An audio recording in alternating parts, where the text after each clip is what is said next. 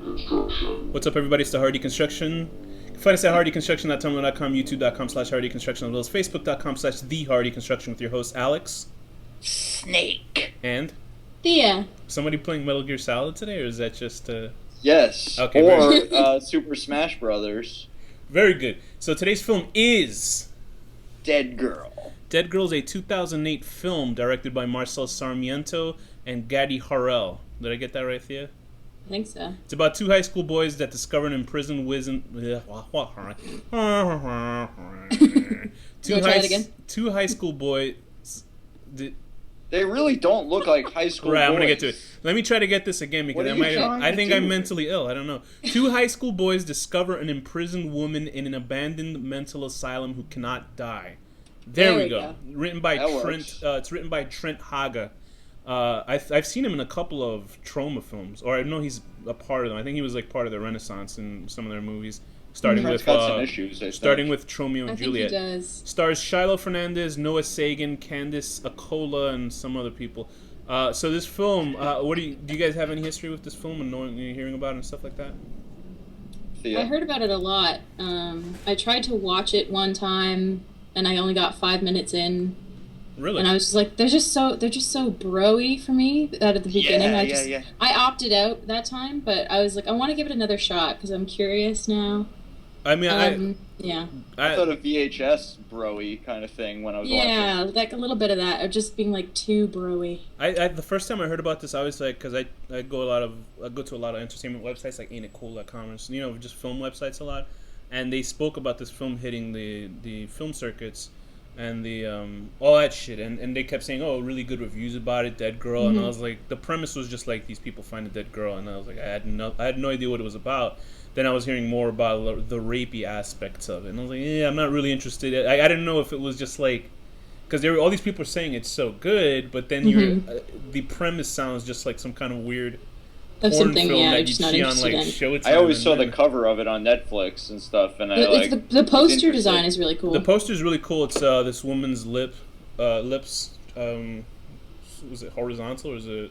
They are lips. That's true. And they're obviously trying to be reminiscent of a vagina on side. That's a lot of people didn't get that. I was like, that's exactly what it is. They had a different poster which didn't work as well, which kind of looks like a woman's face submerged in water. Yeah, I guess trying to sell like a spooky angle to it.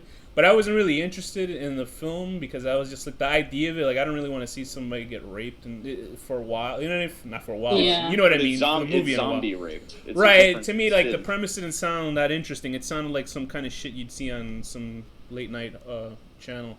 It makes me think of Jeffrey Dahmer. Like that's like his whole ultimate goal. He wanted to make a sex slave, so he would like inject acid into their brains. Yeah, and he stuff. did that. He wasn't one of his victims was that little Filipino boy, and I don't know if he was Filipino. He dropped acid on his head or something, and the guy he did a lot of stuff with acid.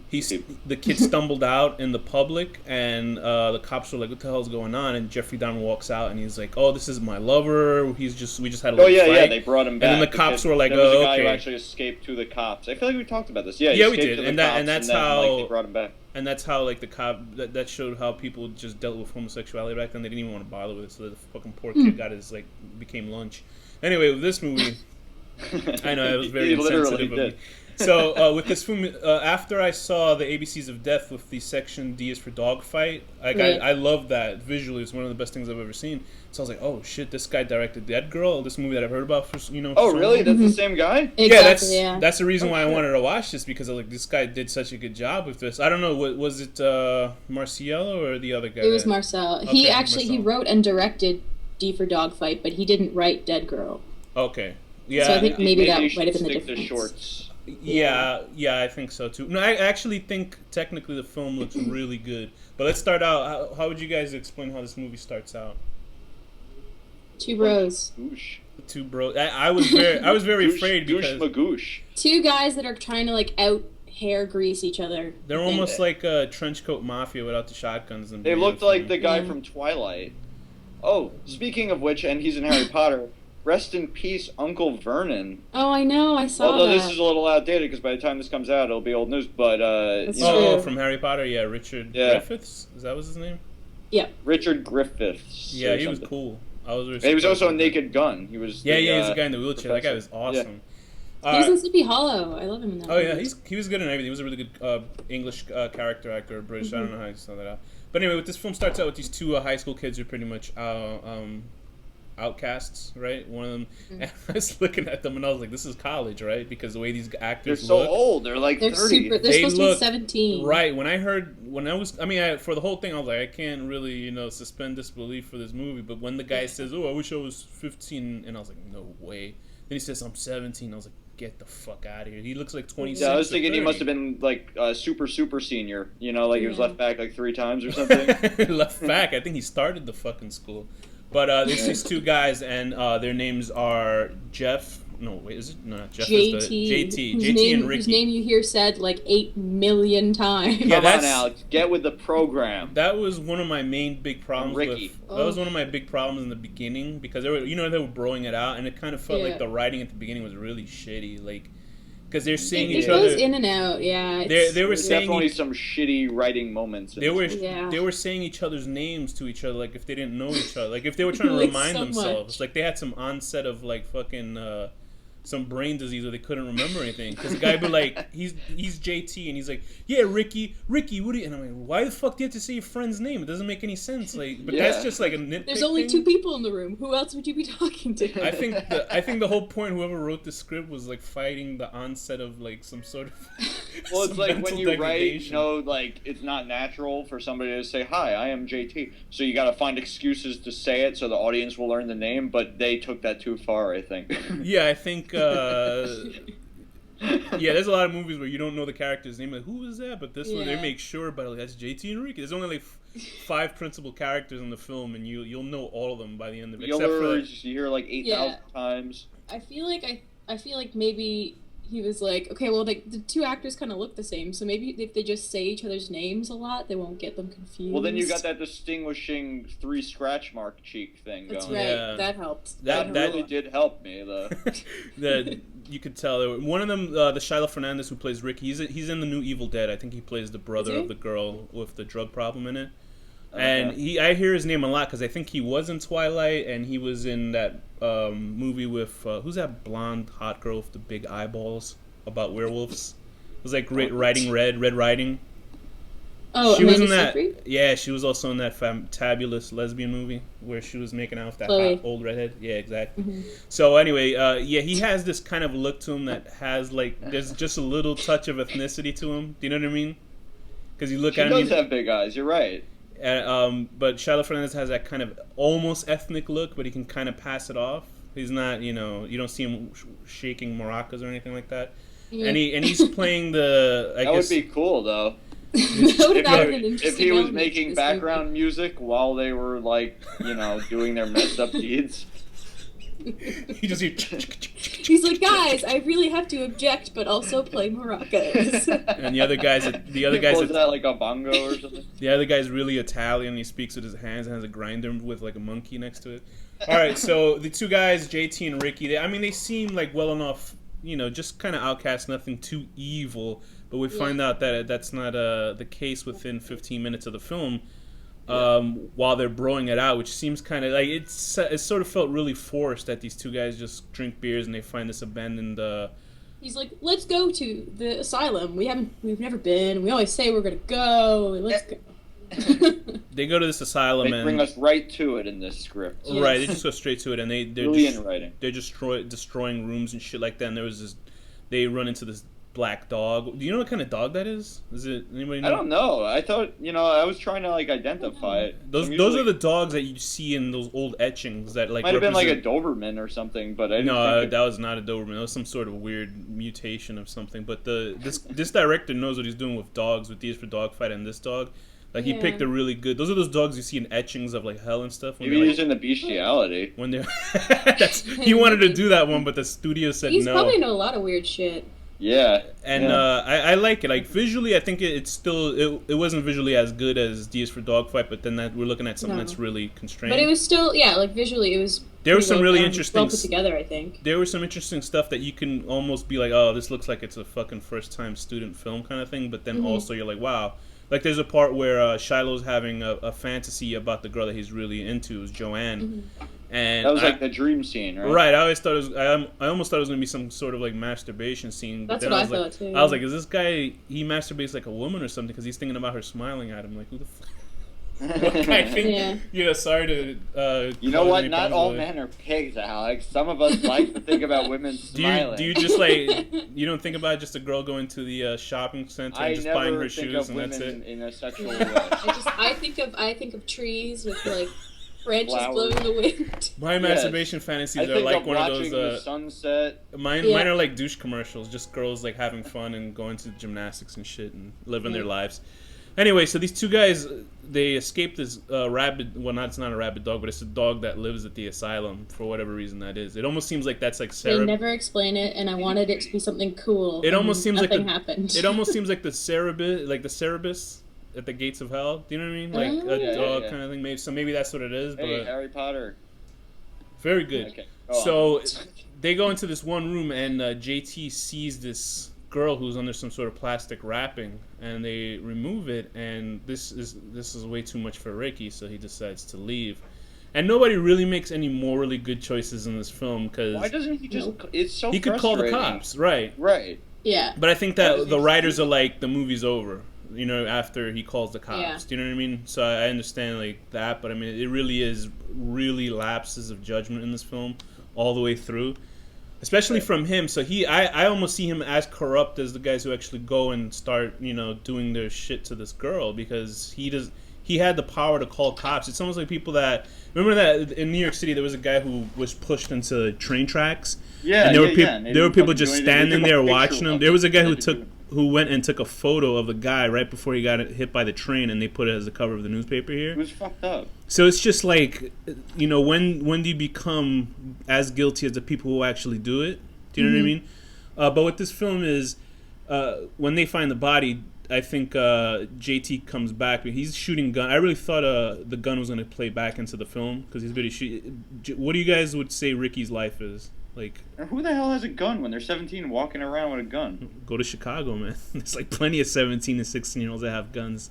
They just have it. Maybe true. And he's more of like, he's sort of like the white trash, I guess. Yeah. Or is he spike trash because he's half Spanish? I don't know. Spick trash? Oh my! I quit the episode. Thanks, Thea. Show you true colors. I'm out of here. Anyway, but how would you guys explain Ricky's life? He's very sensitive, Thea. I know. No, about Ricky, I would please. describe him as, he's a romantic. But he's poor and he has he's hopelessly romantic. He's like Jim Carrey in The Mask. He's poor and he has his father who's dating not his father. The guy dating his mother is around there. It seems weird that all the ancillary characters. That's not too bad either. No, he's not. He's like, I thought they were gonna be like, and he beats him, and like, he was trying to. He's mostly just like drinking all the time and giving him not great advice. He was trying to bro it out with him, but he didn't take it. And there was that one weird guy at the library. That guy, I thought that guy used to. I had an idea like because guy at the library. I guess he's the librarian probably. Yeah, because a teacher. There's one part where Ricky's trying to look up books. What was he looking books up on? Just about death or something? Or some sort of scientific. He wasn't even. He was just sort of looking at them, and then he just said something like, about the dead should stay dead, and then the librarian guy was like, you're thinking about reincarnation. Yeah, I thought for some reason the librarian was like a guy who molested him or some weird shit, or who was about to. It's just something. Yeah, it's weird. There's some weird shit going on, because there's parts where Ricky is he keeps looking at Joanne like some sort of romantic lover across the room, and then her boyfriend. He's being mean. Her boyfriend Johnny, well, understandably.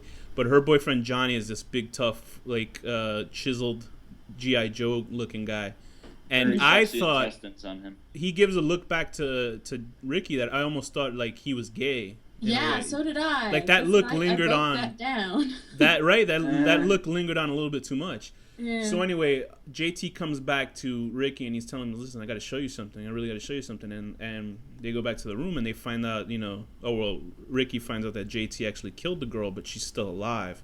And this sets up the rest of the film. And how would you guys describe how this film, like the plateau? But he even stabs her in the head and she still doesn't die. So it's not technically zombie rules, I suppose.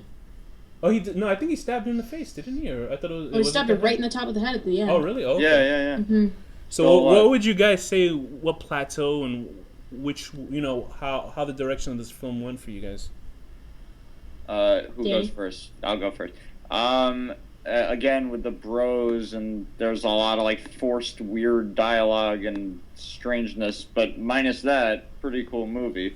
It definitely flows nicely, and it's visually cool, and it's a cool concept, but too much bros and bad writing. I wanted to make sure that Thea was on this episode because just to have a female's take on it, because coming into it, she even wrote me a small note saying you were checking out the tags for the film, and there was this large article about it. Can you get into that a little bit? I was just trolling through the tag for the movie, and there was this guy that he wrote this big long review, which was basically like, if you had anything to do with this movie, if you liked or enjoyed this movie at all, you are the worst scum of the earth, and etc. He was basically was just trying to impress his wife. That's exactly what Alex said. Because this guy was like writing it, and I bet you he printed it out for the girl, and he was waiting for a hand job right after because he was making it sound like it was intense. You should definitely read it. We'll link it up, but it's like the film. Just reading parts of that, I was like, "Oh boy, is this film like a super rape fantasy?" Yeah. But I think it's more. Well, it is obviously the morality about that shit being fucked up. 28, so that explains why he doesn't look like he's 17. Yeah, exactly. Well, then again, when this was made, he's probably about. This is 2007. He was like 5. This was made, I guess, probably. He just got the hair. He just got the peach fuzz on his balls. Of course, it's a rape fan. It's a terrible thing, but it's a horror movie. It's supposed to be doing that kind of topics. Yeah, and I don't think they actually got as exploitative as you think it would be. Do you know what I mean? Yeah, they could have gone a lot. Because there's a lot of long shots from far away that it just gives you an idea of what's going on, and they never really graphically show sex going on, except for that one scene with Wheeler, who's the third character that joins into the fray. But even then, it's like at a distance. Like you're not and we're not trying to I'm not trying to excuse it that it's okay because it's a rape film. Was definitely the worst when he's like punching her, and then it's like all like fucked up looking. Ugh. It was so funny because there's one character, Johnny, who's the boyfriend of the girl Joanne, and he's like the typical super jock, and he puts his wee in a mouth and gets bitten, and then he starts getting obviously sick and ill from it because of the bite. And I was eating steak right when the part when he shit his lower intestines out, and I was like, oh boy. Yeah, he lost all of his guts through his butthole. And it's funny because did they say? I think they said. Yeah, then they shoved the guts back into him. Put them back. I was like, really? Okay. And it's funny, although that has happened, anal prolapsing and stuff like that. I don't want to hear about it. There are like, there's video. Shut up, Danny. There's people who like weightlifters. There was a big story about a guy who shut the fuck up. The faster I say it, the quicker it's over. He lifted up his weight and his rectum prolapsed right out of the back of his pants. So they had to like surgically put it back up. It's so horrible. So Thea, what were your feelings on this film? Like, did you feel? It's a porn thing too, just so you know. Yeah, rectal prolapse. I know. Ugh. So Thea, what's your what are your thoughts on this film as a woman? And do you feel like it was exploitative at all? And as a horror film, how did it work for you and the characters? Like, the spotlight is on the woman now. Oh no! Dun, dun, dun. Go. What I will say is, I feel like they picked a subject matter that's really, really hard to do right. Or really, really hard to get away with if you don't do it just a certain way. And it sort of reminded me in a way of The Woman when I saw that. I heard about that film. Well, did you just for a second? Did you ever see that? They were releasing this video supposedly of a guy who freaked out at the screening of The Woman, and they were filming him in the hallways of the movie theater, saying, "Whoever made this, it's from hell." They're blah blah, and he was like making a whole big stink about this movie being evil and because it's just women getting raped. And it felt like the biggest load of horse shit that I ever seen in my life. Like it looked like really bad, like staged. Yeah, like that kind of doing for publicity. Yeah, right. And that just made me not even want to bother watching the movie. But I'm sorry, keep going on. I thought that movie actually handled it pretty well. Mm-hmm. It's still... Is it more explicitly about rape and torture, or is it... Yeah, because she's not a dead girl, so I guess you get less of a pass. I don't know. It's just such a weird, topic, and the fact that they tried to sustain it for the entirety of this movie was hard to believe and hard to take at times, but like I got over my initial bump of like, oh my god, I'm so grossed out, like I can't even like watch the rest, and then I was just like, yeah, well. Is rape more is rape in film a more sensitive to obvious? I think it would be obviously there for is women. A psychological thing in this movie which I'm sure they intended, where you could think, oh, but it's not really rape because she's a zombie. Yeah, I think that's what bothers me. I think that's, but I think also they don't treat it in that assumption of the boys in a way that's like saying they're heroic or that it's okay. They're saying it's not okay. Yeah, I think it shows you how it's so awful. I think what shows is that they're really depraved guys that get into this. And what's crazy is how many of them still go through with it. Yeah, it's very weird because we're assuming it's in a podunk town. I don't know where the movie was shot. Yeah. But it kind of seems like, I assume where they have a giant insane asylum that got shut down. And when you see like they seem like safe places to go after they're shut down. Based you on you run into American Horror Story and this. You'll run into the Ghost Adventures guys and bro out with them. Get bloody face or zombie girl. But as a film, because I can't really think of any films that I've seen that had rape in it, horror film wise. Mm-hmm. But like maybe I haven't seen that one. The only other one that I remember really had explicit like rape scenes, but it wasn't really. Maybe it was exploitative, but Itchy the Killer, like Kurashia one, that one. Also, Last House on the Left, right? Yeah. Oh, that one too, yeah. So I mean, that's right, yeah. I didn't feel this was exploitative, but I think it was a means for the story to move on, not justifying it, but it's definitely messed up, and the kids are messed up. So, and it shows, but I wonder if it shows like some kind of. Because obviously Ricky is going against every other guy about this whole rape thing, and he's obviously feels some sort of moral. But he doesn't do anything. Right, and that's what makes. And then in the end, of course. Yeah, right, and that's the whole turnaround at the very end. Which was crazy to me. I was like, really? That's. Yeah, because. How did they not get caught? Is the part. How did everybody around this kid died or disappeared, but nobody picked him up or anything?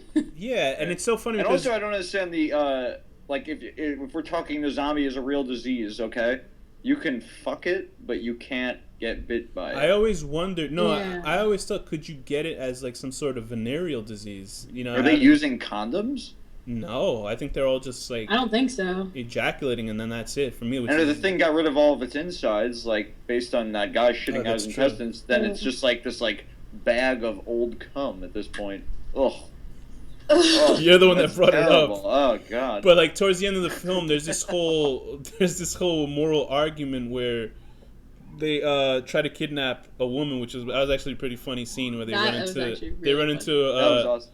Wheeler, who reminds me of like a character from this show called Mega XLR. It was like this. There's this animated character. Who actually appears in a lot of cartoons. I don't know how that happens, and I don't know why I don't own the rights, but there's this character who kind of looks like Wheeler. Megas XLR, if you look that show up, there's this kid who wears a kind of a winter hat, and he just reminded me of the whole show. It was for no reason for me to bring that up. I know, I felt like an asshole for saying that. He really tells great stories. That's great.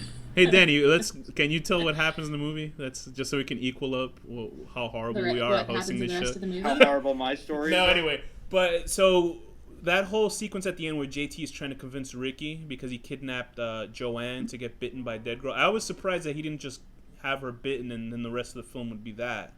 It kind of seems like that whole scene where JT was trying to explain to Ricky how he's not worth anything and how their lives are going nowhere and Joanne would never be with him almost felt like Palpatine trying to teach Luke to become, come to the dark side. Right. It was it was a very come to the dark side, scene. It's too bad he didn't have electrical fires coming out of his fingers and stuff. And then a guy in a black cape just throws him over a fucking railing. But cool. It felt. And then when they stab the zombie girl in the head, she just vanishes, and you just see her clothes left, like the way Obi-Wan. Yeah, right. And then there's like a wolf man, and they go into a giant ship and fly away. But what did you guys think about that scene? Do you think that was too heavy-handed, or do you think it was realistic for the film, or it was just like kind of cartoonish or comic bookish, or what? I don't know. It was. I could believe it at that point because the guy's like completely crazy. Was JT at all redeemable in the film for you guys? No. He was pretty much of a shitty guy. No. When he was trying to kill the dead girl, I think they were trying Even when he was dying, he's saying he's going to bite her. Yeah, I don't think he has one moment where he gets actually redeemed. I couldn't. He's I pretty couldn't. bad. I couldn't make out. I think the only redeemable part was when they were trying to, when he was letting that guy get oral sex from her because he knew that bitch was gonna bite the shit out of him. That's what it was. But Yeah. he was still a piece of garbage. And at the end of the film, I guess all that shit sunk into Ricky's brain because, well, but I don't understand. He stabbed her, right?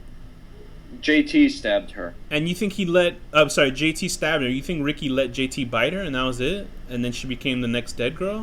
I guess so. Because that was fucked But up. I thought the original dead girl got away. Like, She didn't did. She did. She So bit. how did Well, he get because her Ricky- and because take her and Ricky- make her bite her? Ricky got the power. Yeah, Ricky. Ricky got the superpowers. But can they? I guess they must be able to. Yeah. It's like a zombie, you know. They can yeah. pass it on. So, but then I guess it's just a morally dark film because it is a character film in a way.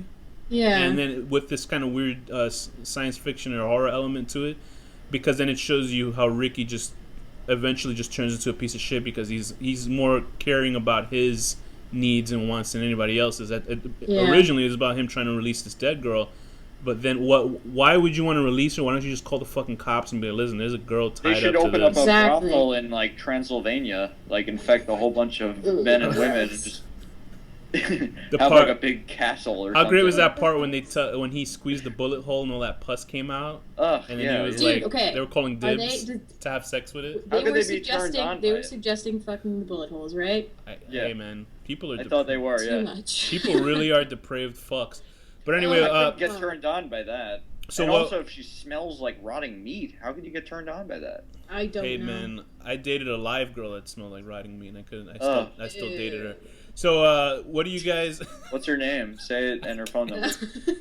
I've only Why had is that something you're into now? I've only had a. Yeah, after this movie, absolutely. I've only had a handful of serious relationships, so if I said the name, I'd be fucked. All right, so what do you? What were the best parts for you, Thea, and what were the worst parts? Okay. And what did you get out of the whole film? I think one of the most successful things they did was showing how awful JT and just how much worse he gets. Yeah. After. Like literally the ugliness. The ugliness came out of his face with that scratch. Mm-hmm. It's really intense, and I think maybe that might have been more the actor than the writing. Okay. The writing was not very good. Mm-mm. But visually, and it was a pretty well shot and edited, put together movie anyway. Yeah. I think for the most part. So as soon as I was over my sort of initial reflex to just be super grossed out, I still found a bunch of parts entertaining, when his guts fall out of his butt. I thought I was like, what just happened? They didn't really linger on the violence, really. You know what I mean? No, they didn't, but it was just enough. Yeah, it was. I mean, obviously, that's all you need is a frame, and you'd see what the fuck's going on. Yeah, so there's a few scenes that, I mean, as a horror fan, I was like, okay, I guess so. So I would. I don't know if it completely justified. What was your rating? What was your rating? Are we up to that yet? I mean. Yeah. I would do that. 3 out of 6 crusty bullet wounds. Wow, she didn't even do 10. That would be 5 out of 10, though. It's just a fraction. Just 5 out of 10, yeah. And Danny, what about you? What were the best and worst parts of the movie for you?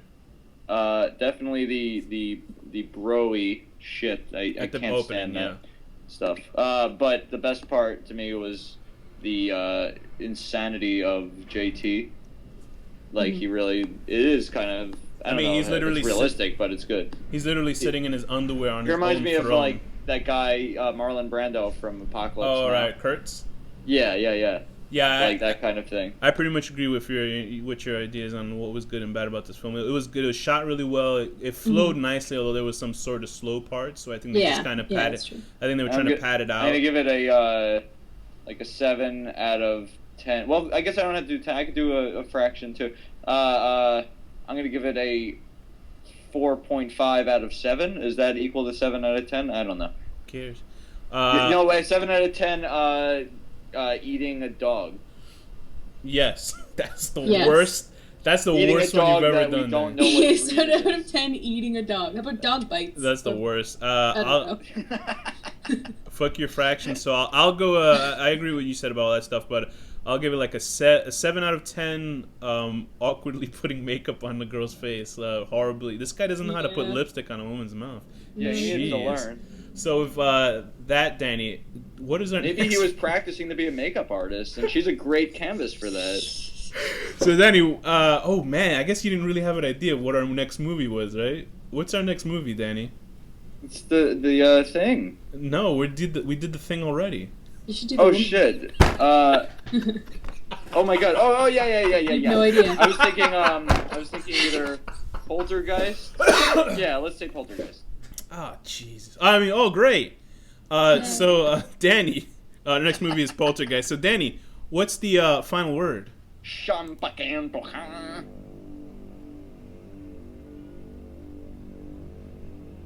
The horror deconstruction.